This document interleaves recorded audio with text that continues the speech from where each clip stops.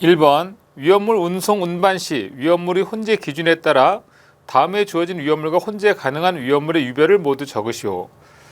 자, 제가 본문에서도 여러 번 이 도표를 그렸던 기억이 나는데, 자, 여러분들도 이렇게 그리시면 되죠.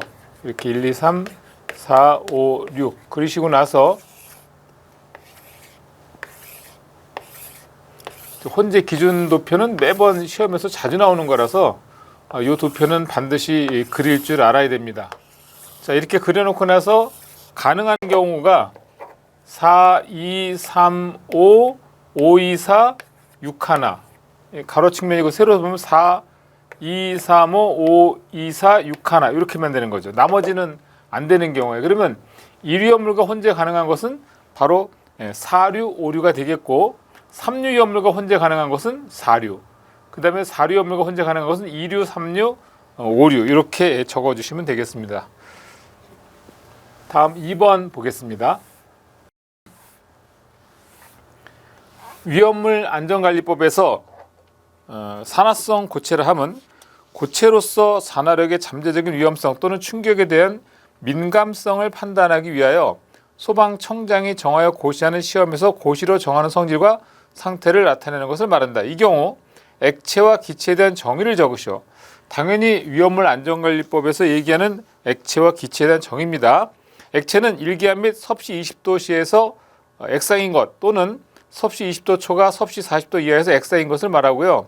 기체는 일기압 및 섭씨 20도에서 기상인 것 이렇게 별표 시행령에 나와 있습니다. 다음 문제 보겠습니다. 자, 3번. 이 경우는 제가 특별한 설명이 필요한 게 아니라 법에 나와 있는 내용인데요. 제가 한번 읽어서 넘어가도록 하겠습니다.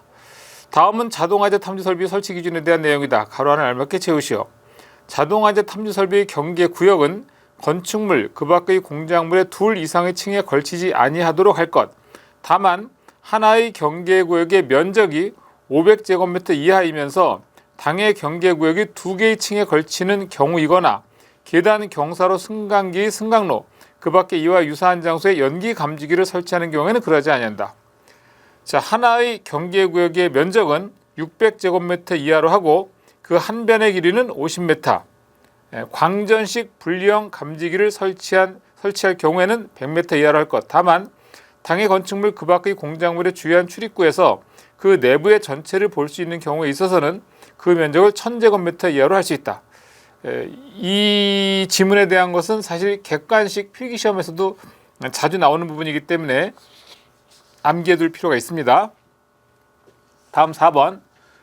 다음 각 위험물의 증기 비중을 구하시오. 증기 비중은 각각의 분자량을 공기의 평균 분자량 값으로 나눈 것입니다. 그러면 이氧화탄소는 분자식이 CS2가 되고요. 화학식이. 벤젠은 C6H6가 되고 아세트알데히드는 CH3CHO가 됩니다.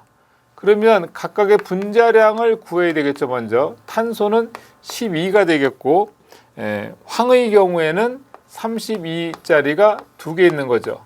따라서 계산하면 76이 됩니다. 자, 그 다음에 벤젠은 12짜리가 아니죠. 그렇죠. 12짜리가 6개 있는 거고요. 이게 탄소의 원자량이니까 1짜리가 6개 계산하면 78이 되고요. 그 다음에 아세트알데하이드는 탄소 12, 수소 1짜리가 3개, 또 탄소 12, 그리고 수소 하나, 산소 16 이렇게 더하게 되면 44라고 하는 값이 나오게 돼요. 그래서 각각을 28.84 우리 책에서는 28.84로 나눴죠. 사실 29로 해도 틀리진 않습니다. 이렇게 해서 각각을 나눠주게 되면 첫 번째 이氧화탄소는 2.64가 나오고 그 다음에 벤젠의 경우에는 2.7 아세트알데하이드는 1.53이라고 하는 증기비중 값을 구할 수가 있습니다. 다음 5번. 제1류위험물인 염수산 칼륨에 대하여 각 물음에 답하시오 그랬어요. 완전 분해 반응식을 적으라고 했는데 자, 이 KClO3 2몰의 염수산 칼륨이 완전 열분해하면 2몰의 염화 칼륨과 3몰의 산소가스가 발생하게 됩니다. 두 번째, 염수산 칼륨 50kg이 표준 상태에서, 이 얘기는 0도시 1기압에서 완전 분해 시 생성되는 산소의 부피를 구하시오 그랬습니다. 그러면 단 염산칼륨의 분자량은 122.55라고 했는데, 자 먼저 50kg의 KClO3를 먼저 몰수로 먼저 바꿔줘야 됩니다. 지금 킬로그램으로 주어졌으니까 1kmol의 KClO3는 분자량이 122.5라고 했으니까 122.5kg KClO3 하게 되면 50kg이 바로 킬로몰수로 바뀌는 거고요. 2몰이 열분해하게 되면 3몰의 산소가 나오는 거죠. 따라서 2kmol의 KClO3, 3kmol의 산소.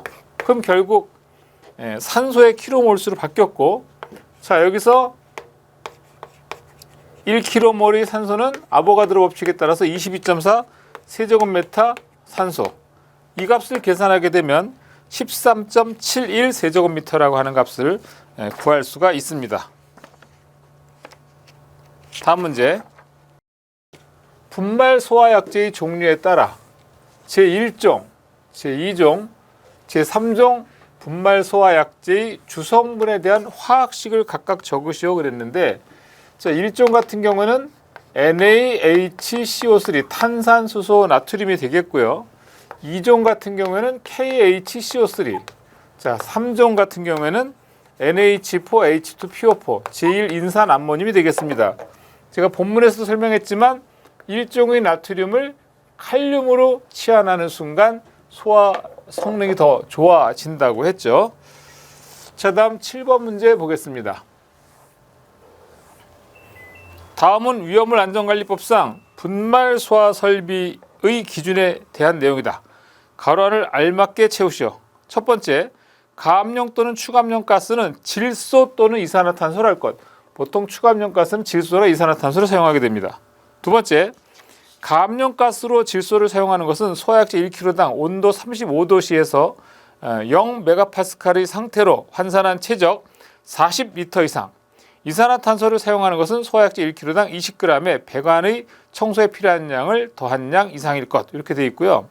또 추가압용 가스로 질소가스를 사용하는 것은 소화약제 1kg당 온도 35도씨에서 0메가파스칼의 상태로 환산한 최적 바로 10리터에 배관의 청소에 필요한 양을 더한 양 이상, 이산화탄소를 사용하는 것은 소화약제 1kg당 20g에 배관의 청소에 필요한 양을 더한 양 이상일 것. 이렇게 보시면 되겠습니다. 자, 다음 문제입니다. 주유취급소에 설치하는 고정주유설비 및 고정급유설비 설치 기준에 대해서 다음에 주어진 거리는 각각 얼마 이상으로 하여야 하는지 쓰시오. 법에 나와 있는 그대로입니다. 첫 번째, 고정주유설비 중심선을 기점으로 하여 도로 경계선까지의 거리는 4m 이상. 그 다음에 고정급유설비 중심선을 기점으로 하여 도로 경계선까지의 거리도 역시 4m 이상 되겠고요. 자, 그 다음에 고정주유설비 중심선을 기점으로 하여 부지 경계선까지의 거리는 2m 이상. 고정급유설비 중심선을 기점으로 하여 부지 경계선까지의 거리는 1m 이상. 그 다음에 고정급유설비 중심선을 기점으로 하여 계고부가 없는 벽까지의 거리는 1m 이상. 이건 다 법에 나와 있는 내용이라서 참고하시면 될 것 같습니다. 다음 문제. 위험물 안전관리법상 보기에서 설명하는 제3 위험물에 대해서 다음 물음에 알맞게 답하시오. 지정 수량이 300kg고요. 분자량이 64고 비중이 2.2다. 그리고 질소와 고온에서 반응하여 석회 질소가 생성된다. 자, 이 경우는요. 삼류 위험물 중에 지정 수량이 300kg면서 분자량이 64인 것은 바로 CaC2 카바이드가 되겠습니다. 자, 이 카바이드가 만약에 물과 접촉했을 때 반응식, 자, CaC2가 물과 반응하게 되면 CaOH2라고 하는 수산화칼슘과 아세틸렌 가스가 발생하게 됩니다. 이때 산소의 몰수를 맞춰주기 위해서 2몰의 물이 되는 거고요. 자, 위 물질이 물과 접촉할 경우 발생하는 기체, 바로 아세틸렌 가스가 되죠. 이 아세틸렌 가스의 완전 연소 반응식을 쓰게 되면 자, C2H2 그리고 산소하고 반응을 합니다. 자, 그렇게 되면 어떻게 될까요? 탄소가 산소와 반응하면 CO2가 되고 수소가 산소와 반응하면 H2O가 됩니다. 이렇게. 자, 그 다음에 양쪽에 개수를 맞춰야죠. 탄소가 2개니까 2개 되고요. 수소는 2개인데 여기 2개 있으니까 됐고요. 그 다음에 산소는 2는 4하고 하나가 돼요. 5개죠. 따라서 2분의 5라고 하시면 되겠습니다. 물론 이 분수를 없애기 위해서 각각을 다 2를 곱하셔도 관계는 없습니다. 다음 문제 10번 제3류 위험물에 해당하는 탄화알루미늄에 대해서 다음 물음에 답하시오. 자, 탄화알루미늄 하게 되면 Al4C3가 되는 거고요. 일단 첫 번째 물과의 반응식을 쓰시오 그랬거든요. 그러면 자, 물과 반응시켜 봅니다. 어떻게 됩니까? 자, 여기에 물의 경우에는 H 플러스 OH-인데 이때 수산기가 금속과 반응하는 거죠. AlOH3라고 하는 수산화 알루미늄이 나오게 되고 그 다음에 이때 메탄가스 형성하게 됩니다. 자, 그렇게 되면 알루미늄이 4개니까 4배 하고요. 그 다음에 탄소의 경우 3개니까 이렇게 하면 되겠죠. 그리고 산소 경우에는 3하고 3, 4, 12 12개 산소가 돼야 되겠네요. 그럼 양쪽의 개수가 맞나요? 예, 이렇게 해서 개수를 맞추면 될 것 같고요. 위 1의 반응에서 생성되는 가연성 기체 바로 메탄가스가 되겠습니다. 메탄가스의 완전 연소 반응식. 자, CH4가 공기 중에 산소 결합하면 CO2와 H2O가 되겠죠. 자, 탄소 하나, 수소 4개니까 2배. 산소는 4개니까 2배. 이렇게 하면 되겠습니다. 자, 다음 11번. 다음 위험물의 연소 반응식을 각각 적으시오. 연소 반응식 적는 건 제가 본문에서도 말씀을 드렸었는데 일단 알루미늄 그리고 3황아린 P4S3 그리고 5황아린이죠. P2S5. 자, 연소한다는 얘기는 공기 중에 산소와 결합한다는 뜻입니다. 그리고 알루미늄이 산소와 결합하는 경우는 Al2O3가 나오는 거고 그 다음에 P가 산소와 반응하면 P2O5 그리고 S가 산소와 반응하면 SO2라 그랬어요. 자, 역시 P가 산소와 반응하면 P2O5 이거 제가 본문에서 이미 설명드렸습니다. 이제 양쪽의 개수만 맞추면 되죠. 자, 지금 알루미늄이 2개인데 하나밖에 없으니까 2배 하시고 산소 3개인데 2개밖에 없죠. 그러니까 2분의 3 하면 되겠네요. 자, 그 다음에 P가 4개니까 4개 되려면 2배. 황이 3개니까 3배. 산소는 5인은 10, 3인은 6, 16개니까 8배. 자, P가 2개니까 2배 됐죠. 황이 5개니까 여기 5배. 산소는 여기서 5개, 여기 10개. 그러면 15개니까 2분의 15. 이렇게 하면 되죠. 물론 분수를 없애기 위해서 각각 2를 곱해줘도 같은 결과가 나오게 됩니다. 다음 문제 12번 다음에 주어진 위험물의 시성식을 적으시오. 여기서 말하는 시성식이라고 하는 것은 성질이 보이는 식을 의미하는 거예요. 자, 그래서 나이트로글리세린 하게 되면 C3H5OH3 OH가 아니라 ONO2죠. 나이트로죠. 나이트로. ONO2의 3 이렇게 되는 거고요. 그 다음에 트라이 나이트로 톨루엔 하게 되면 우선 우리가 화학식을 쓸 때는 시성식을 쓸 때는 어떻든 이런 형태로 나올 수 있게 써주셔야 돼요. 자, C6H2에 그 다음에 CH3 그리고 NO2가 3개 트라이나이트로 톨루엔 되겠죠. 이렇게. 그 다음에 트라이나이트로 페놀 그랬습니다. 그러면 똑같죠. C6H2에 CH3 대신에 OH하고 NO2에 3 이렇게 되는 거고. 그리고 이제 아조벤젠의 경우에는 C6H5 이중결합 NC6H5 이렇게 되겠습니다. 질산 메틸하게 되면 CH3ONO2 원래 HNO3에서 이 H 대신에 메틸기가 치환된 게 질산 메틸이죠. 이렇게 시성식을 적어주시면 됩니다. 다음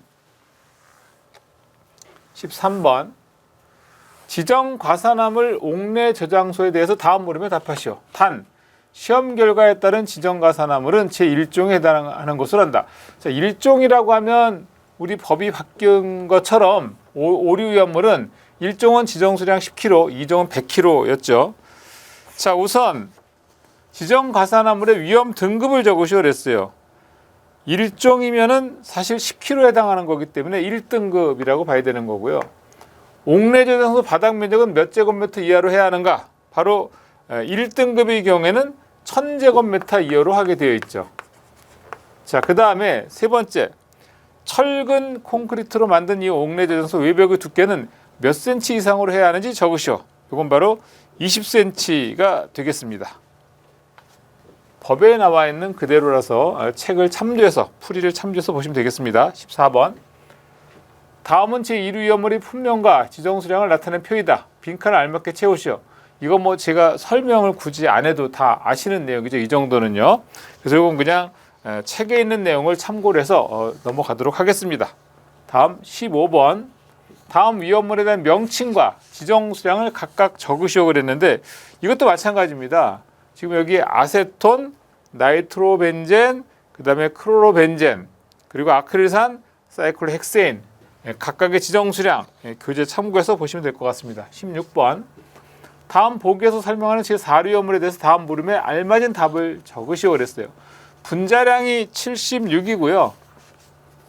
비중이 1.16, B점 46도, 물의 불량이고 불쾌한 냄새, 벤젠보다 이항화탄소 CS2 이항화탄소에 대한 설명이 되겠습니다.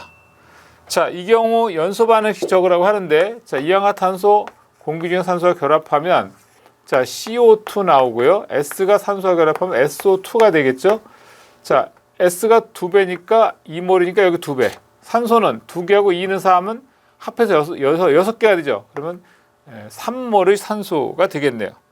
이것도 역시 우리가 이미 본문에서 충분히 설명이 됐던 부분입니다. 다음 문제 보겠습니다. 위험물 안전관리법상 기계에 의하여 하역하는 구조로 된 운반용기 기준에 대해서 다음 물음에 답하시오. 소방청장이 정하여 고시한 운반용기 시험의 종류를 3가지 적으시오 그랬는데 우리 그 책에 나와 있는 그 시험 그 종류 그 중에 3가지를 적으시면 되고요. 자, 그 다음에 위 1의 시험을 적용하지 않아도 되는 위험물을 아래의 보기에서 고르시오.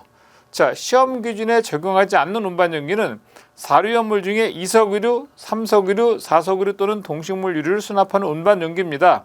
그럼 보기에서 해당하는 것은 제3석유류, 그 다음에 동식물 유류, 이 2가지가 되겠습니다. 18번. 하이드라진과 반응하여 로켓의 추진 연료로 사용되며 위험물 안전관리법상 제6류 위험물에 해당하는 물질에 대해서 다음 각 물음에 알맞은 답을 쓰시오. 이 물질이 위험물일 조건을 쓰시오 그랬는데 이 물질은 H2O2 과산화수소에 대한 얘기예요. 그래서 과산화수소는요 농도가 36 웨이트 퍼센트 이상일 것, 이런 조건이 있죠. 그 다음에 이 물질이 하이드라진과 이 물질과 하이드라진의 폭발 반응식, 자 어떻게 되냐면 H2O2하고 그 다음에 N2H4가 반응하는 거예요. 자, 그래서 4몰의 수증기, 그 다음에 질소가스. 물론 이때 2몰의 과산화수소가 1몰의 하이드라진과 폭발 반응하는 경우라고 보시면 되겠습니다. 다음 문제 19번. 다음 보기의 물질 중 물과 반응하여 산소를 생성하는 물질을 모두 골라서 물과의 반응식을 각각 적으시오. 자, 지금 보시면 물과 반응해서 산소를 생성하는 물질이에요. 그거는 바로 과산화물을 말하는 거죠. 과산화물은 과산화나트륨과 과산화바륨 이렇게 2가지가 되겠습니다. 자, Na2O2라고 하는 과산화나트륨, 그 다음에 과산화바륨은 BaO2죠. BaO2. 그래서 물과 반응하게 되면 이때 NaOH하고 그다음에 산소가스 발생하는 거고요.